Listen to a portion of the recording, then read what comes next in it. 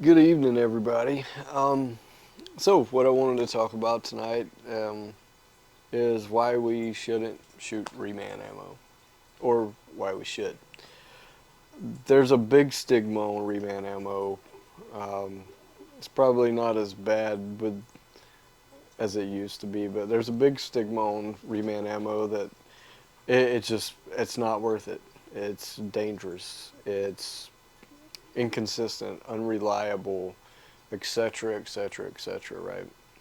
And as a reman manufacturer, and I'm going to be speaking mostly about our shop personally, but I can promise you that a majority of shops probably feel the same way and do the same stuff as we go through this. Those things are just not true, okay? Most of the time, all right? Those things are not true.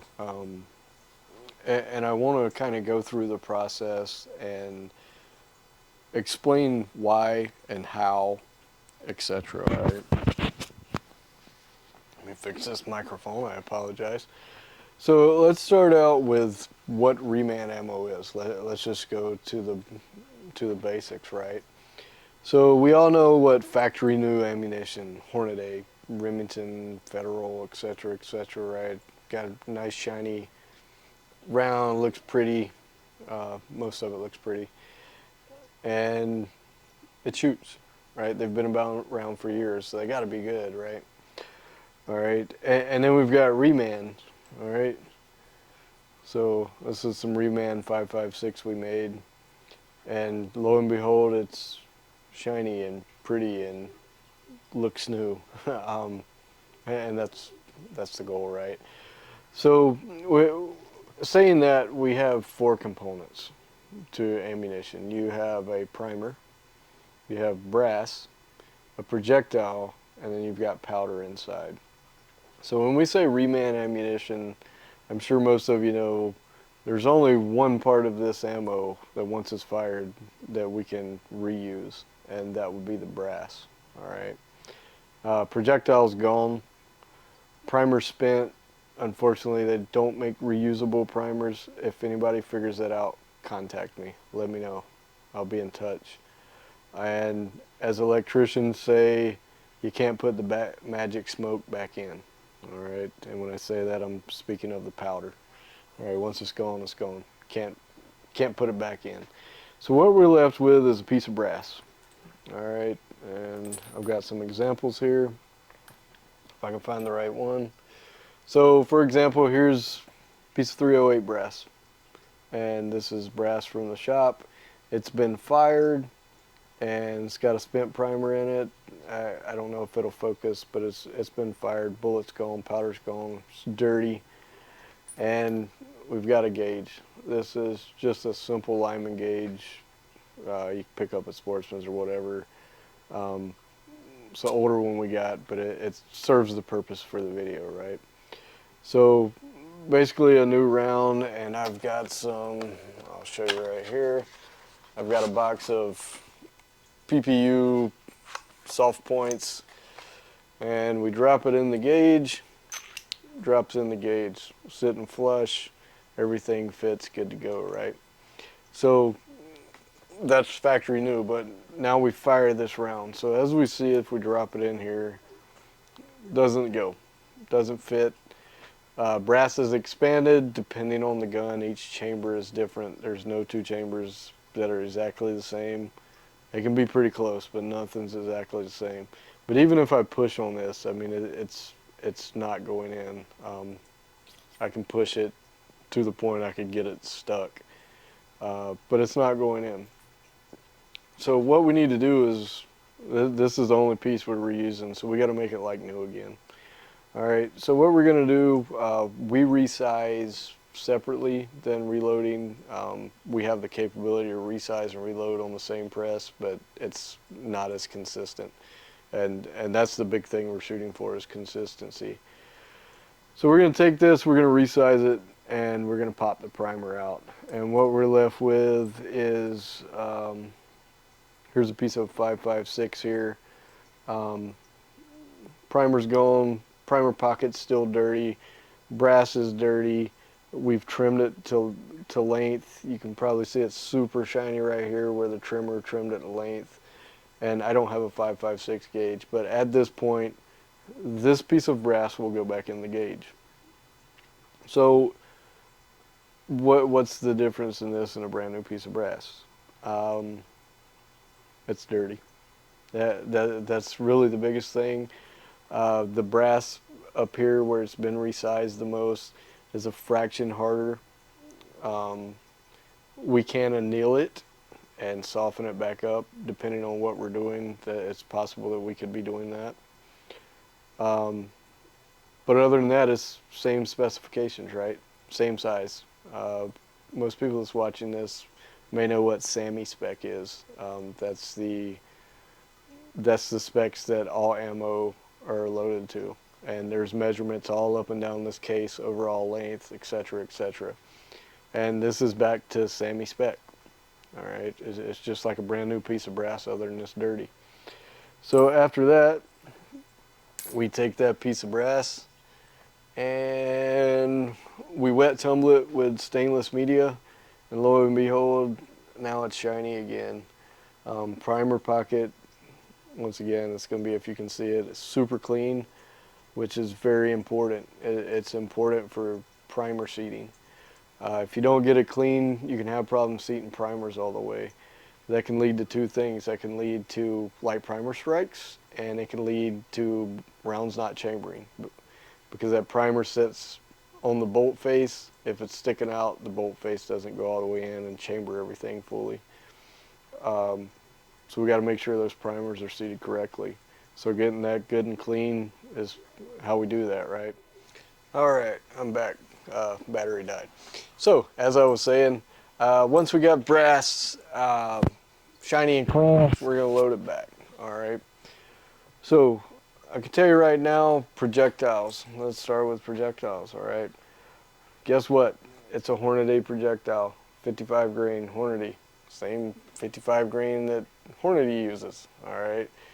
Primer, CCI. CCI is owned by Vista Outdoors, which also owns Federal, who makes primers. So if you're shooting CCI ammo, guess what? Same primer. Powders, it could be Hogden, it could be Lovex. Lovex has made military powders for, I don't know, since the dinosaurs were around. It could be Accurate, anything, right? There's only so many powders that go into certain calibers. There's a lot more companies than there are powders, so everybody's using the same powder as somebody, all right? It's more of a preference thing. At times it's an availability thing. We personally have multiple loads for 55 grain 5.56 just due to powder availability or non-availability, but they're all worked out to where they're at the same velocity and shoot the same, and I imagine most other places do the same. So we get it loaded back up, and then we're gonna gauge it. All right, at our shop, there's two of us. We do everything, and every single round gets gauged. All right. So, for example, here's a 9mm gauge, 100 round. We have multiple of these. If we did it this way, we'd never get anything done. So, and we have ways to make this go pretty fast. But every single round gets gauged. All right, and our gauges are cut to the smallest possible SAMI spec. So if it fits in the smallest hole, it'll fit in the biggest hole because there is a variance there. All right, if it doesn't gauge, it goes in the trash. Well, or we take it for our fun ammo, right? Because a lot of ammo that doesn't gauge, it still will run in a gun, but it's not something we're going to sell to a customer. It's not something we're going to put out the door. Only the good stuff goes out the door, right? The rest of it's for us to have fun with. So everything gets gauged, it gets boxed, and it's on its way out the door. All right, and that's kind of the process, quick and simple. It's, you know, it's not super into detail, but that's the process. So once again, you know, new ammo gets fired, we're left with the brass, we're resizing it, we're putting a new primer in it, we're cleaning it real good. New bullet, new powder, new primer, new round, gauge it, good to go, it's out the door. All right, so let's start with the cons. What's the cons of reman? The first one, or what's the cons you're going to hear? All right. The first one is it's unreliable. All right. Uh, Good company making reman ammunition. That's going to be absolutely false. We put out, I don't know, 6 to 10,000 rounds a day. Over the last 2.5 years, we've had 3 rounds come back. All right.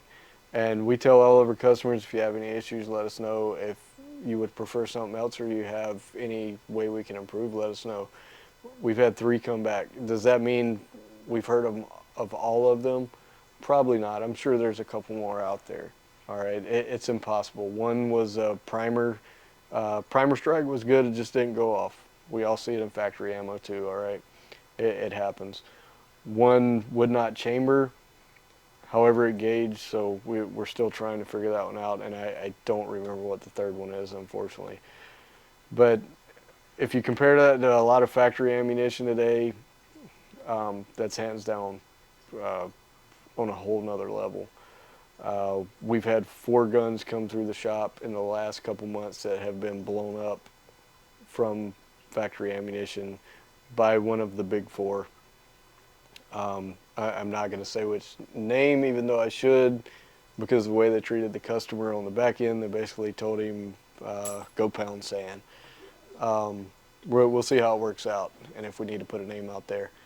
But, you know, you don't see that from our stuff, and you're not going to see it from most remanufacturing company stuff. We take pride in what we do, and they do too. All right. So how do we make sure that doesn't happen? And actually, let's cover one more thing before we hit that. But consistency, right? We touched on reliability. I'm telling you right now, it's just absolutely false. Consistency would be the next one. It's not consistent. It shoots bad. Blah blah blah. All right. So us personally, and this is me speaking to us personally, 99% of our 5.56 runs under 10 feet per second standard deviation. All right. I don't know how the math works out. We have a calculator that does it, but it's under 10 feet. All right, which is really good. All right. It's a mix of the average and blah, blah, blah.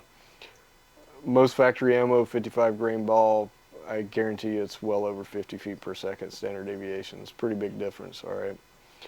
And a lot of reman companies, you're going to get more consistent ammo, not less. Because it's a quality over quantity thing. All right, big companies putting out 1,000,000 rounds a day, runs through a machine. The machine says it's good. It's good. We're doing 6 to 10,000.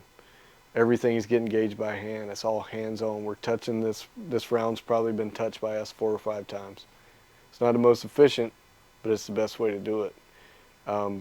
Every 100 rounds or so, we're pulling this piece of brass full of powder off, weighing the powder. Our scales go to 2 thousandths. Most of your scales you buy at Sportsman's or whatever will go to 2 tenths of a grain. We're going to 2 hundredths of a grain. All right, so 10 times more accurate. We're usually running within 4 hundredths of a grain across a run. All right, that's very accurate. All right. So just so you know, there's 7,000 grains in a pound. We're keeping it within 4 hundredths of one of those grains across a run, all right, across a lot. It's very consistent. It takes time. It takes the right equipment. It takes a lot of tuning to get everything tuned in to get there, but it's possible. Pull apart a factory case, I guarantee you're going to see, well, let's put it this way, the ones blowing up guns are double charging ammo, so you can only imagine the spread on the powder weight. And we can do that because, you know, we don't have to put out 1,000,000 rounds a day.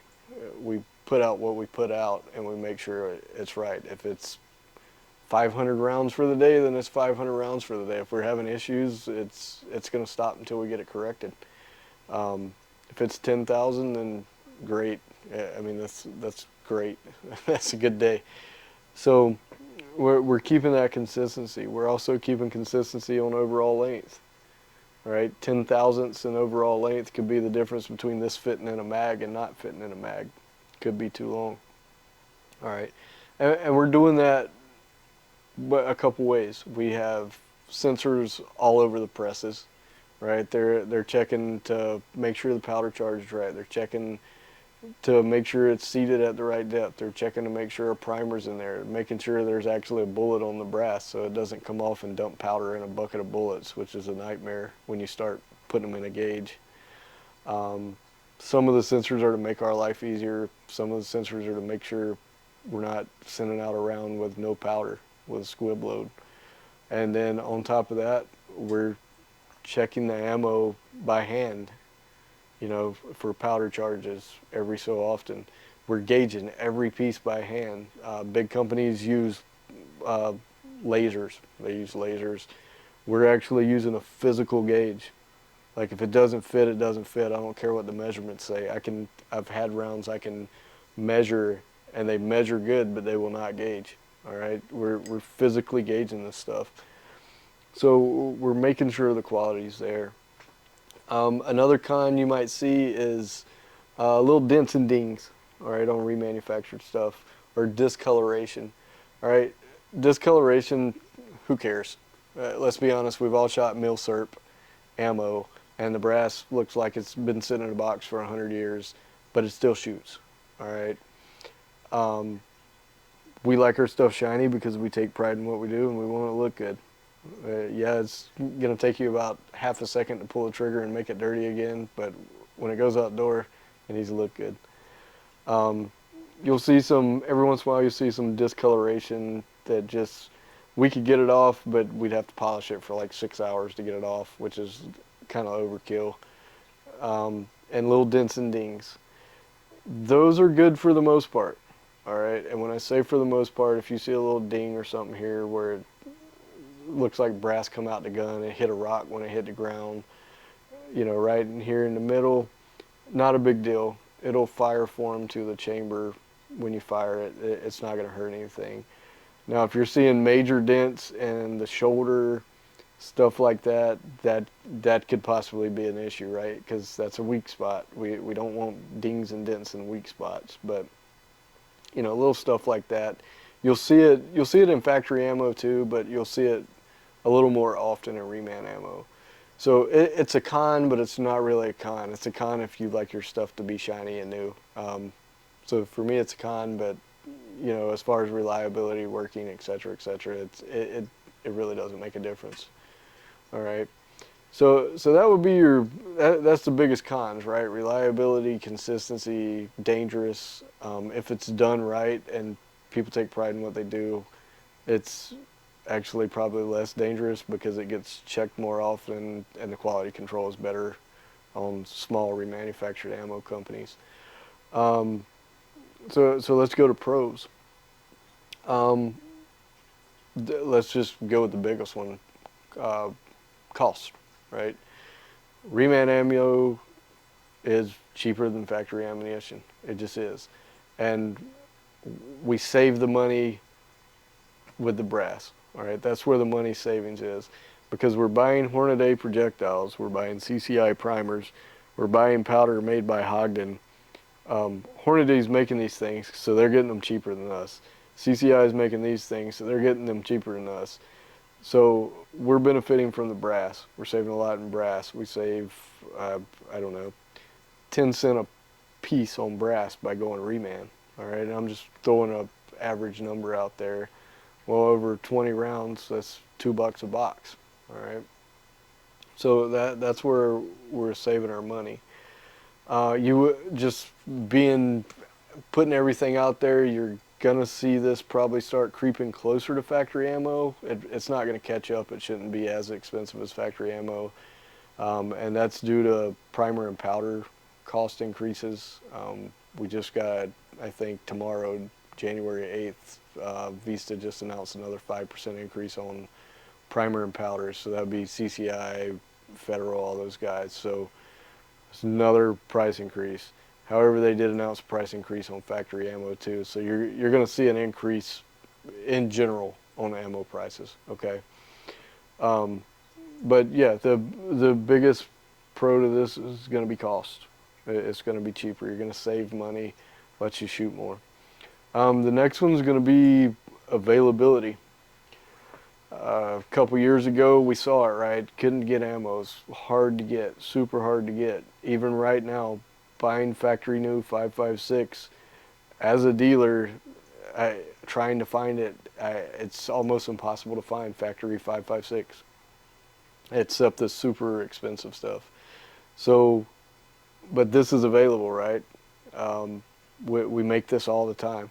It's available. But if you're scared to shoot it, which is why we're doing this video, or you think it's just not up to quality, then you're going to pass up. Well, our whole goal is to provide you a way to enjoy the, shooting community, just shooting in general. That's our goal. It's why we started the business. We enjoyed it, and we want to make it where everybody else can enjoy it. So if you can still get ammo, you can still enjoy it. You got a bunch of guns sitting in the safe without ammo, then, what fun is that? So that's going to be another big one. Another one is being able to customize ammo. We have customers that want specific loads. Either they can't find it on the shelf right now, or maybe their gun just likes a very specific load. We have the ability to do that to an extent. We're not going to, load stuff that's way over pressure. It's going to blow up a gun. But if it's safe, we can do that. Big companies can't. All right, they can't afford to shut, $1 million line down to load somebody, a few hundred rounds of custom ammo. Small guys that do reman stuff can do that. And a lot of guys that shoot like, larger rifle precision stuff, not only are they going to get exactly what they want, but it's usually going to be way more consistent ammo.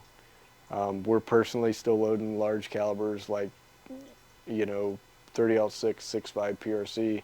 We're still doing those one round at a time on a single stage press, weighing out powder one round at a time. Granted, our equipment might be, really upgraded to give us, supreme consistency, but we do that for a reason. It takes longer, but we're putting out the best product we can, okay? And like I said, I'm talking for us, but a lot of guys are just like us.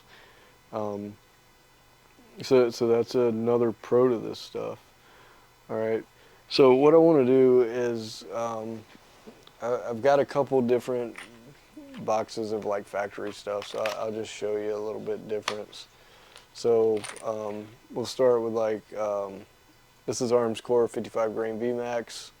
Here's our 55 grain ball, but you can see. I mean, if I gave you these two, would you know which one's factory and which one's reman? Probably not. If you do it for a living, you can tell. There's ways to tell. However, it's not ways that change anything. It's not a downside. But to the average person who just wants to go shoot, you'd never know. I mean, you'd literally never know. If I put a box of ours and a box of theirs and mix it together, you wouldn't know. You're going to know when you shoot it, because you're going to notice more consistent ammo when you're shooting our stuff. But you're not going to notice by looking at it. We've also got some, let's see, we've got some of our 9mm. So let me get it out of the box. So we've got, so here's one of our 124 grain ball, and this is SIG V Crown, so it is a hollow point, so it's different. But I mean, you look at it, our stuff looks just as good. Primers are seated correctly. Theirs are nickel plated, ours aren't. Depends on which primers we're using, but looks exactly the same. So like I said, my whole goal in this video is just to kind of get rid of that stigma on the reman ammunition. Black Hills, I honestly just found this out the other day from somebody at another local shop that has been in the industry for a very long time. Black Hills started out as a reman company, and they're huge military contracts, right? Started out as a reman. So give it a shot. Don't be scared of it. There's nothing to be scared of. And if you're looking at buying from somebody you've never bought from before, ask them if they're licensed, ask them if they're insured, ask them their process, ask them if they keep lot numbers, if they keep records, you know, what's their quality checks like, do they gauge everything, you know, ask the information. And most of the guys that I know, because I mean we know quite a few companies that do this personally, and they'll be more than willing to tell you, because everybody takes pride in what they do. Everybody wants to put out the best ammunition we can, because if we don't, it's a pretty ruthless industry. We won't be in business. So just ask questions. If you have any issues or anything, you know, let them know. We're always looking to make it better. So yeah, to end the video, if anybody's got any questions or anything, please feel free to comment. Like and subscribe to the video. It helps us out. The comments help us out. We're kind of new to the YouTube thing. We haven't been putting out as much as we like, just because we're always so busy. But you know, let us know what we can improve on the videos. Like it, subscribe. It helps us out. It gives us feedback. Ask questions. We're more than willing to answer anything that YouTube will let us answer, which would be most. Call us on the phone at the shop. We're there every day, 7 days a week. So give us a ring. But yeah, I want to thank everybody for taking the time to watch. If you made it to the end, if you watch pieces and parts, thank you also. It all helps, right? And yeah, let us know. I hope everybody has a good evening, and we'll see you guys next time.